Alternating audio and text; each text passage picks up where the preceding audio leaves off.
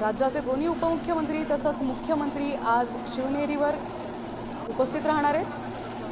काही वेळापूर्वीच उपमुख्यमंत्री सुनेत्रा पवार ह्या शिवनेरी किल्ल्यावर उत्सवानिमित्त दाखल झाल्या। येत्या काही वेळातच शिवजन्म उत्सवाला आता सुरुवात होईल। राज्यभरात अनेक ठिकाणी अगदी गल्लीबोळांपासून महाराष्ट्राच्या राजाला मानवंदना देण्यासाठी शिवभक्तांनी गर्दी केली आहे।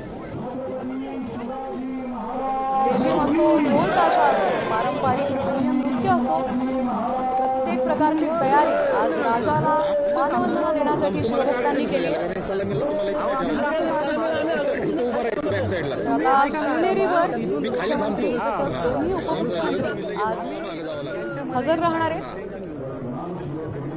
शिवजयंती सोहळ्याला काही वेळातच इथे सुरुवात होणार आहे। उपमुख्यमंत्री सुनेत्रा पवार काही वेळापूर्वीच इथे दाखल झाल्या।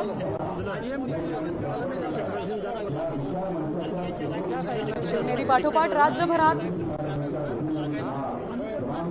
मोठ्या थाटात शिवजयंती सोहळ्याला सुरुवात होणार आहे। काल रात्रीपासूनच अनेक भागांमध्ये मोठ्या थाटात आजचा दिवस साजरा केला जातोय। तर आता काही वेळात शिवनेरी किल्ल्यावर देखील शिवजन्मोत्सवाला सुरुवात होणार आहे।